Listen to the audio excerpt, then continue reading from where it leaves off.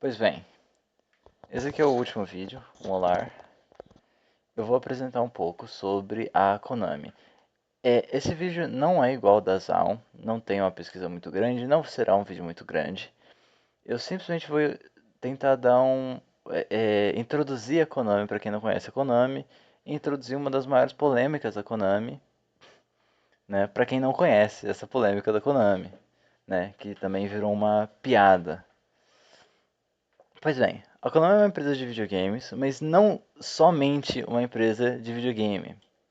Como a gente pode ver aqui na própria Wikipedia, no encarte que a gente colocou, essa aqui seria a sede, ou a suposta sede, eu não sei de quando que foi tirada essa foto, mas deve ser a mesma. Então tem o primeiro parágrafo. A Konami Group Corporation é uma empresa pública japonesa desenvolvedora e distribuidora de jogos eletrônicos, brinquedos, animes, cromos, tokusatsu e máquinas de caça-níqueis. A empresa foi fundada em 69 como uma empresa de aluguel e reparação de jukebox. Como diversas empresas japonesas do ramo de videogames, a Konami não nasceu como uma empresa de videogame. Né? Algo muito comum, na verdade. A própria Nintendo também não nasceu. Epa, desculpa. Bati no microfone feio agora. A própria Nintendo também não nasceu como uma empresa de videogame. Né? Se eu não me engano, a Nintendo ela era tecida, alguma coisa assim, eu não tenho certeza. E aí ela se adaptou para o mercado de videogames e descobriu que o mercado de videogames dava muito mais dinheiro. Então ela basicamente se mudou completamente para dentro do mercado de videogames. Aconteceu algo parecido com a Konami, né? Ela fazia reparo em jukeboxes e tudo mais. Na verdade a Konami mexe com hardware até hoje, né? Ela nunca deixou de fazer hardware, só que o tipo de hardware que foi se diferenciando. Né? Então a Konami, na verdade, ela fazia jogos para arcade. Ela fazia máquinas de arcade, ainda faz máquinas de arcade. Na verdade, todas as máquinas são máquinas novas, tirando essa daqui de Dance Dance Revolution, essa daqui, que eu acho que essa aqui é um pouquinho mais antiga. Mas essas duas aqui estão no site delas, são máquinas novas. E, se eu não me engano, essas máquinas são arcade. Né? Então, uma máquina aqui de jogo de música, que você pega a guitarrinha, outra que tem uma bateria.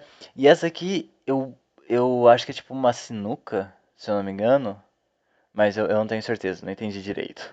Mas é uma máquina bem grande. Então, ela sempre fez arcades. Porém, a Konami é conhecida por arcade somente dentro do Japão. Na verdade, ela até vendia arcade para fora, principalmente essas máquinas de dança, né? Então, o Dance Dance Evolution e talvez alguma dessas máquinas de jogos de música, elas foram para fora, foram para Europa. Eu não sei o quão comuns elas são dentro do Brasil, nunca fui em nenhum arcade no Brasil. É... Mas, basicamente, a fama internacional da Konami não vem desse tipo de máquina. Não é exatamente isso que as pessoas associam a Konami. O que as pessoas associam a Konami são principalmente duas coisas. Primeiro, as franquias de jogos que ela basicamente abandonou com o tempo. Então, em primeiro lugar, a gente tem Bloody Roar, que é uma franquia de jogo de luta em que você controla personagens, os seres humanos, só que eles se transformam em animais antropomorfizados no meio da luta, né? E, e geralmente eles continuam vestindo blusas, né? Continuam com camisetas. Talvez, inclusive, no final eu coloque uma imagem de um desses personagens, no final do vídeo, eu digo. Mas Bloody War não tem uma continuação, acho que já fazem mais de 10 anos, né? Não tem um jogo novo faz muito tempo. Porque a Konami simplesmente decidiu não fazer um jogo novo. Aí nós temos Metal Gear, que é um jogo, uma franquia muito mais complicada, porque ela teve diversas continuações, até 2015 tinha um jogo sendo lançado. Até depois de 2015, se não me engano, ou se foi no mesmo ano, teve um outro jogo sendo lançado da série Metal Gear, apesar de que o Kojima não estava envolvido, porque o Kojima estava sendo demitido da empresa na época. Nós temos Zone of the Enders, né, esse símbolo aqui é o símbolo de Zone of the Enders, que foi 100% abandonado, não existe absolutamente nada de Zone of the Enders depois do Second Runners. e provavelmente nunca mais vai ter, né? Porque a Konami ela simplesmente não tem interesse em produzir, porque ela eu vou eu vou falar porque ela não tem interesse em produzir depois. Nós temos Silent Hill, que como o Metal Gear, na verdade já teve o Silent Hill já teve um remake do Silent Hill 2. E o Metal Gear já vai ter um remake do Metal Gear Solid 3. Para além dos relançamentos que já tiveram do Metal Gear original, do Metal Gear 2 original também, do MSX, e de toda a franquia Metal Gear Solid para dentro do computador, que se eu não me engano não tinha como você ter esses jogos na Steam até um tempo atrás, até acontecer o relançamento hoje, por um preço inacreditável de alto para um jogo, para jogos tão antigos assim, né? Mas, né, tudo bem. Aí nós temos a franquia Castlevania, que essa talvez seja a mais triste, que é uma das franquias que também criou um gênero, né, o gênero Metroidvania, e é uma franquia que não tem o jogo também faz muito, muito tempo. Acho que desde a época do PlayStation 2 não existe nenhum jogo novo de Castlevania, né? Apesar de ter uma animação com relativo sucesso dentro da Netflix, não tem jogo novo da série Castlevania há muito tempo. E esse último aqui é um jogo que nem eu conhecia, na verdade. É um jogo muito conhecido dentro do Japão, mas fora do Japão muito pouco conhecido porque ele nunca foi traduzido. Chamado Tokimeki Memorial. E eu coloquei ele aqui, eu até esqueci de separar o vídeo, mas existe um vídeo muito bom na internet sobre esse Tokimeki Memorial que basicamente destrincha o jogo e explica como que o Tokimeki Memorial funciona, explica o impacto de Tokimeki Memorial. É um vídeo muito longo, mas é um vídeo muito bem feito, muito melhor do que qualquer vídeo que eu poderia fazer, inclusive, de um canal chamado Action Button, né, de botão de ação em inglês. É, eu diria para todo mundo, né, se pudesse, assistir esse vídeo. Né? Inclusive, dentro desse vídeo ele conta uma anedota, porque ele tem um Instagram, e ele falou que ia fazer uma review desse jogo, e um brasileiro contou para ele que na época ele estava comprando jogos piratas, e o cara que estava pirateando o jogo estava vendendo um jogo japonês chamado Sheupil. Por quê? Porque ele não entendeu a escrita em japonês, então ele entendeu isso aqui como caracteres romanos estilizados. Então isso aqui seria um X, um E, um U, um P, um I e um U de novo. Então ele não estava vendendo Tokimeki Memorial, ele estava vendendo Sheupil. É uma coisa engraçada que eu gostaria de mencionar. Mas vamos lá. Só tem todas essas franquias gigantescas, e isso é uma coisa que eu esqueci de falar. São franquias gigantescas.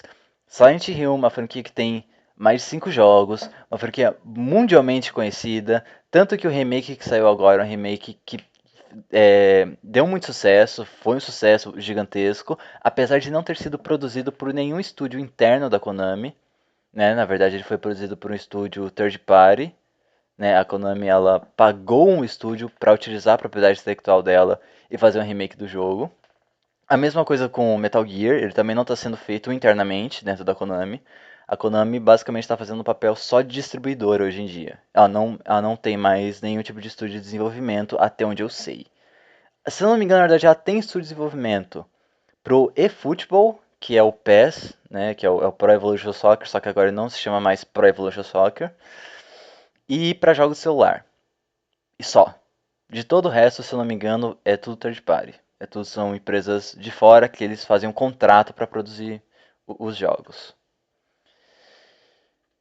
Mas por que a Konami não se importa tanto em ter estúdios internos? Por que a Konami não se importa tanto com venda de jogos?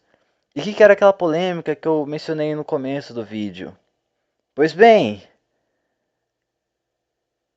um pouco próximo ali dos anos 2010, 2015, 2016, eu me lembro, pelo menos, desses grandes lançamentos da Konami terem parado por um tempo.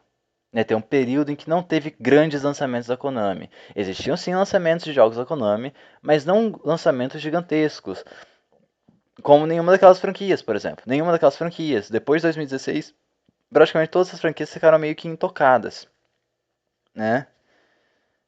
E isso se deve porque a Konami descobriu que existe um outro mercado que dá muito mais dinheiro do que o mercado de videogame, que é o mercado de máquina de cassino, né? Que no caso é máquinas de pachinko. Por quê? Porque no Japão, teoricamente, o cassino é proibido.